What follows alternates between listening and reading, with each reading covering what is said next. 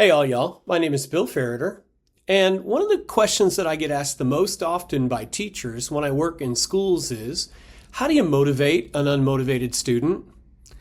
And as a classroom teacher of 29 years and the parent of a 15-year-old daughter who's not always the most motivated student in her own right, I have a really interesting take on that. I think sometimes the students who present to us like they don't care or they're not motivated are really students who have seen very little evidence that they can be successful in school. And struggling year after year after year has made them doubt whether or not investing any effort in the activities that we're presenting to them is worth their while. Not engaging is a self-preservation strategy.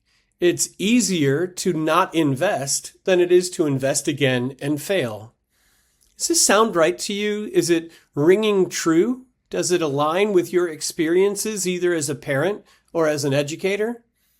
If so, I'd like to invite you to my You Can Learn 2-day workshop in Atlanta, Georgia on September 24th and 25th.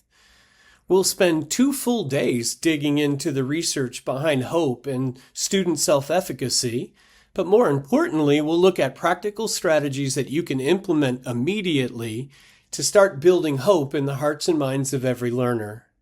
And I'm going to be real with you. I think that's a gift that we ought to give to every student. If we can convince our kids that they're capable and that they're competent, that's when I think we'll see them invest more frequently in the lessons we deliver. Hey, I hope to see you there.